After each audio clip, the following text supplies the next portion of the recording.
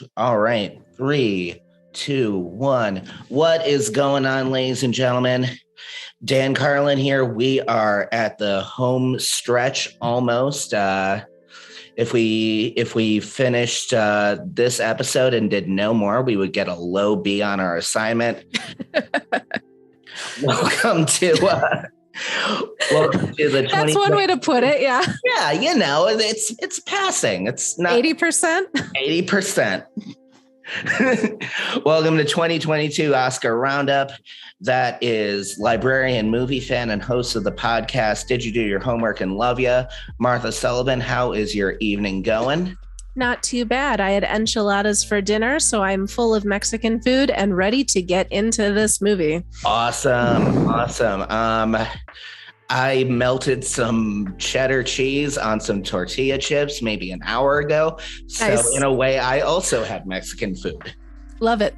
We are when I make nachos like that, I like to take my extra Taco Bell sauce packets and really add a little kick to it.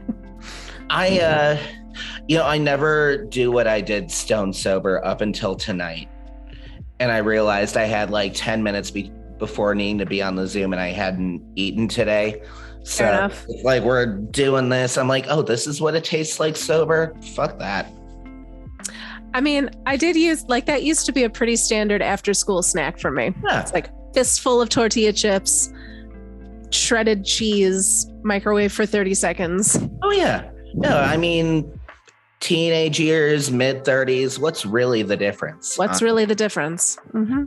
So we are going over West Side Story, the American musical romantic drama produced and directed by Steven Spielberg, based on, obviously, the classic Broadway musical by Jerome Robbins and others, starring Ansel Elgort, Ariana DeBose, David Alvarez, Rachel Ziegler.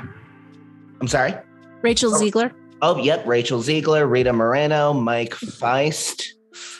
How did, just getting right into it, like was your experience with live action musical movies? I love a musical. I love a musical on screen. I love a musical on the stage. I'm a big fan of like big budget musicals. Even when they're not good, like I really loved The Greatest Showman, even though that could not be said to be a good movie. Sure. But no, I love a musical. I love singing very loudly to soundtracks in my car. I love the just kind of inherent soapiness of them. I love how they're very over the top. I should have been the audience for this movie. So you weren't a huge fan of it. What do you think? I was not. So actually, before we get into that, I would like to ask you, what has your relationship with West Side Story been? Like, have you seen the original? Have you seen it on stage? I saw it on stage at some point in college, I believe my third year in college. Okay. Like one of the little community theaters in Chicago was doing it. I had to see it for a class, was not a fan. Sure. And that was my prior experience going into this film. And furthermore, I'm also just I'm not a huge fan of live action movie musicals because it's just such a jarring tone shift throughout the movie so often. Sure. And just like as somebody who went to film school, it's just the little shit that bothers me. Mm-hmm. When they go from, speaking dialogue to now they're clearly lip syncing, and they were, standing and talking, and now this is all very heavily choreographed. Mm-hmm.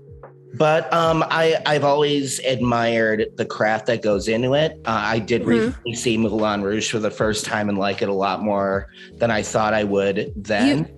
You'd never seen Moulin Rouge before? No. Shocking. I think you tried to make us see it like freshman year of high school, and I was just one of the people who was like, no, not this is happening. Yeah, that sounds like me. Yes. So yes, I had never seen this musical before. I've never seen the 1961 version. I'd never heard the soundtrack to it before, which in light of the fact that I just said I love a musical, is weird because West Side Story is one of the big ones. And I didn't love it. I didn't love it. And I think one of the reasons is the stuff that you're talking about, that like very jarring tonal shift between we're in a movie, oh, now we're singing and dancing. That doesn't usually bother me. And in this movie, it did. Like, for some reason, these shifts from we are big, tough guys about to enact gang violence to choreographed musical numbers, I was like, I think I would like this a lot more if it wasn't a musical. Like, right. if they had made it like without, and I'm sure that this is musical theater heresy, but if they had just made this movie as an adaptation without the singing and dancing, I think I would have liked it a lot more.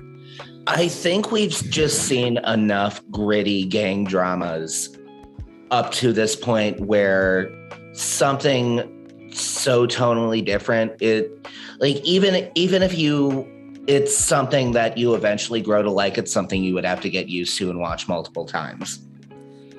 And part of it for me was that I didn't really respond to the music that well. Like, I didn't love the score, and for a musical, that's kind of a big deal. Sure. And I thought that the dancing felt very dated. Like, the dancing felt like I was watching a 70s stage production. And I think I wanted something that felt a little fresher. I will say that visually, the movie looks great. Oh, it's like, beautiful shot. The cinematography, the artistry of just the visuals, I thought were incredible. And I thought most of the performances were great. I thought all of the women were excellent. Rachel Ziegler as Maria.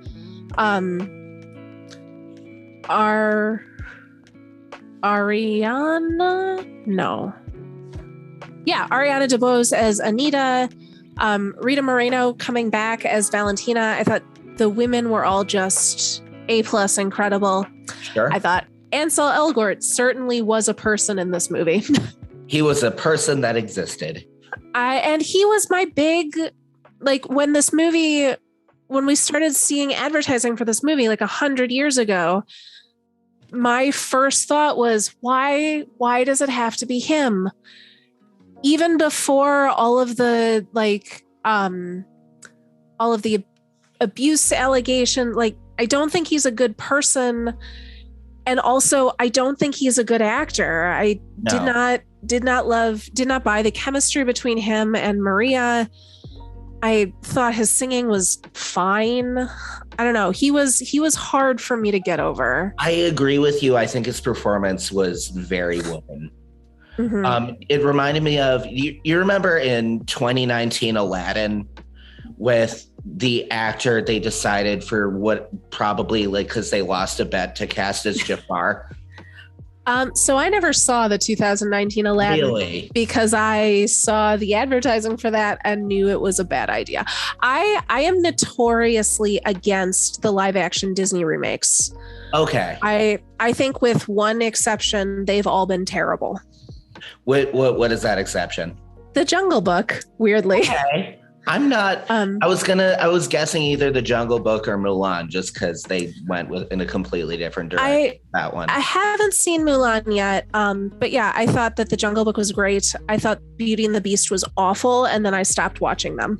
Okay, but point being, that's what Ansel Elgort's performance reminded me of, because just in the sense that they picked the exact wrong actor to play the exact wrong type of character, and it showed. Like, he had an opportunity to, rise to that occasion and get people to say, you know what, I was wrong about you. And you know what, he just didn't do that at all. But you generally, you told me that you enjoyed this movie more than you thought you were going to. I did. And after much deliberation, I think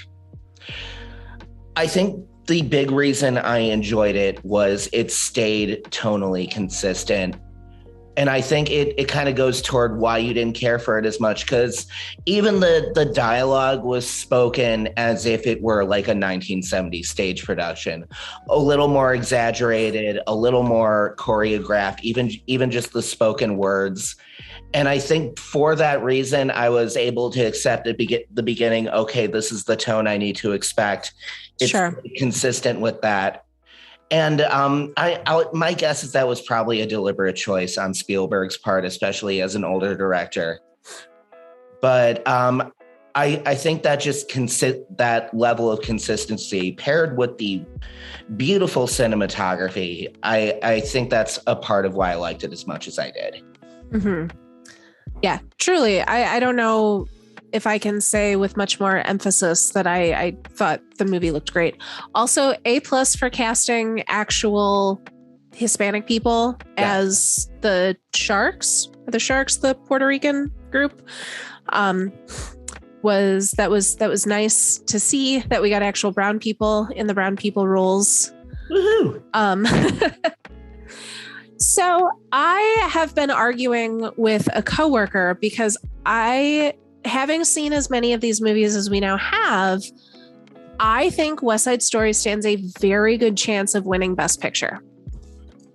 I don't disagree with that either.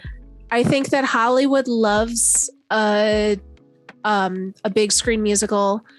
I think Hollywood loves Spielberg. I think that he's been talking for so long about how he's wanted to do a musical, and this is the first one. And as whatever my personal feelings about it are, it is a critical darling. I just think that there's a lot about this movie that's going to be very hard for the Academy to resist. The evidence against is that it is not winning all of the leading up to awards, but I kind of think if it's not The Power of the Dog, I think it's West Side Story. I'm like 90% certain Power of the Dog's going to win Best Picture, but that's probably that's like a decent in case shit, for lack of a better term. I think that if I was putting money on it, I would still be putting my money on Power of the Dog. But part of me, I don't know, it's really hard to kind of ignore the fact that this movie has so many kind of Academy hot buttons. Like, it's a period piece. It's a remake of an Academy darling. Yep. The 1961 original won Best Picture. Robert Wise won Best Director. Like this, I think it has Hollywood history on its side, and Hollywood loves nothing more than congratulating itself on stuff. Yeah, it definitely. That movie does give off the attitude where it's like fully expecting Oscars, where, which, I probably the performance I was, impressed by the most was Ariana DeBose, who I hadn't seen in anything up to this point, aside from she hosted Saturday Night Live a couple months ago in promotion of West Side Story. Mm-hmm. And so like I got to enjoy her on a comedic level before seeing this, but the range she gives off, it feels her performance felt very lived in a film where she could have even gotten away with it not feeling that way. Yeah, she is incredible, and I think she is absolutely going to win the Best Supporting Actress award.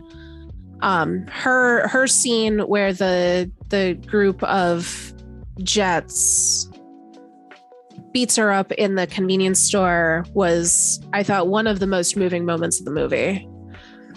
Definitely. What are, we talk about, musicals that are essentially Oscar bait. What have been, your favorite ones in maybe the past 20 years, basically between Moulin Rouge and this one?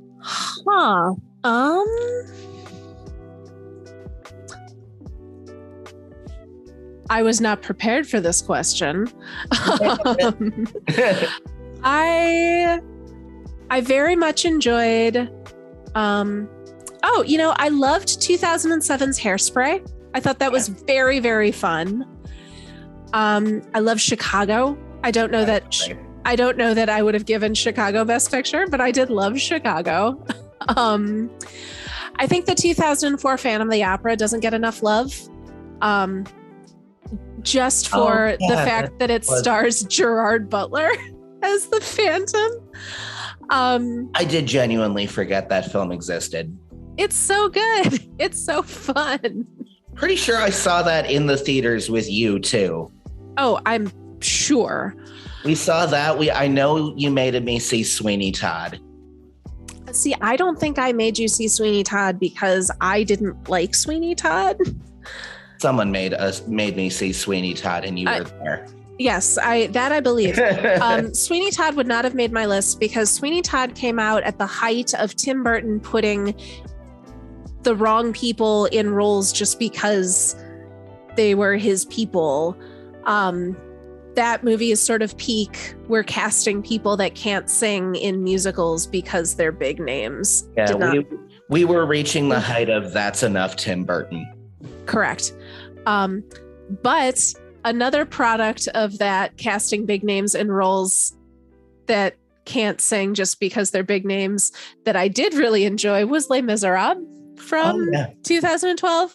I thought that had some very good moments. I thought Russell Crowe is trying his best. Like, get as much as, Anne Hathaway really, like, she killed that one. Like, there's just something about her as a human that irks me, but she's done a lot of performances that I like.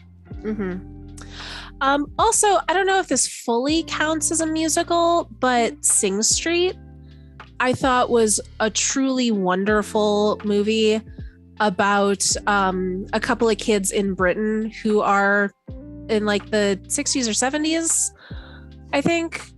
It's from 2016. It stars Lucy Boynton, Aidan Gillen. It takes place in Ireland. So it's during the Troubles in the 80s.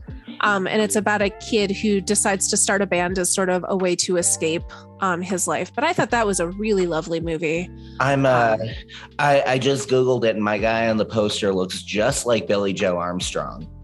Yeah, the music is really fun. Right. That's awesome. Yeah. Good. All right. What do you think West Side Story will win? If not Best Picture, if anything. Let's see. Definitely Best Supporting Actress. I think Ariana DeBose has that one on lock. I think it stands a pretty good shot at winning cinematography, although I think every nominee in that category is pretty strong. Costume design, maybe. Yeah, costume design, although I think Cruella might have the edge on that just because that's the only like positive point to Cruella is that it had incredible costumes. And it's my dark horse pick for both Best Director and Best Picture. I think production design, absolutely. Okay. I fully believe that if Jane Campion doesn't win for Power of the Dog, that Spielberg will win basically as a legacy Oscar for Best Director. I really could see it going either way between those two movies for those two categories. Yeah, like either way, I will not be surprised. And I wouldn't be mad. Like, even though I didn't care for this movie, I understand that is more of a personal failing than a reflection on the movie itself. Sure. And if Spielberg would win, like, Spielberg's a genius. Like, I'm not going to be mad that he wins for this movie, even if my favorite movies of his are the ones where giant monster animals eat people. He does tend to know what he's doing behind the camera, generally speaking. I hear he's good at what he does. I watched Jaws for the first time during this pandemic, which is a bizarre factoid about me if you know anything about my movie tastes. And after, first of all, still rips. The movie is still incredible. Oh, yeah. But afterwards I was like, that's Steve. That Steve knows what he's doing. Yeah. Oh, no wonder he gets paid to do this. Yeah, this kid is talented. Nice. How do you think this ranks in terms of films that were supposed to be released either in 2020 or 2021 and got pushed because of the pandemic? I think I'm bummed that I did not feel great about going to a theater for this one. I think it would have been a really great experience on the big screen. Oh, yeah. So that bums me out. And I'm kind of not surprised that I'm not surprised that they held it from its original release, because I think that a lot of studios had to kind of make the decision, like, what impact is this movie going to have? And I think that they wanted this movie to have an impact. I'm a person that believes very strongly that we should not be discounting films just because they are released straight to streaming. I think that makes movies accessible in a way that a theatrical experience doesn't. But I am also a person that very deeply values a theatrical experience. Like, I like going to the movies. I like seeing the larger than life stuff, larger than life. Yeah. So I think that this one, I'm not surprised that they held it until they could reasonably do a theatrical release for it, both because the Academy is weird still about stuff that's streaming, and also just because I think this is a movie that they wanted to make sure made a big splash. Definitely. Yeah, the same reason like the last Bond movie was pushed like a year and a half, almost 2 years. You know, there are just certain genres, certain films, certain actors where like you need that big screen experience to fully get it out of it. I am really glad that Spielberg, to my knowledge, I want to preface this with to my knowledge, Spielberg never came out to insult the people that would be watching this movie at home, unlike some people I could name. Denis Villeneuve, yeah, Christopher Nolan. Like, don't denigrate people who are watching your movie in whatever. Even Ridley Scott blamed, or actually, I don't know if he blamed millennials for The Last Duel not getting enough attention. I don't remember if he specifically blamed us for watching it on our phones instead of in the theater, but just don't do that. It's not great. It's not a good look. No, like you're legit insulting your customers. That's just something like you don't do that. You don't have to like them, but silently dislike them. And at the end of the day, don't you want eyes on your movie in like whatever capacity that looks like? Yeah, I mean, this is an argument where I definitely see both sides, but I lean toward one. And I feel like one side doesn't need to be as vocally hostile about it. And that's the thing. Like, I will argue for movie theaters' continued existence from here to the end of time. Absolutely. But I think you can do that without being actively denigrating to people whose only option for watching your movie is at home. Yeah, I mean, nothing is worth compromising your safety over, you know, in terms of just seeing a movie. Yeah, and even outside of the pandemic, like, there are a lot of people in this country that don't have access to movie theaters. Like, it's too expensive, or they don't live close enough to a city where they get, like, they don't have access to the theater physically.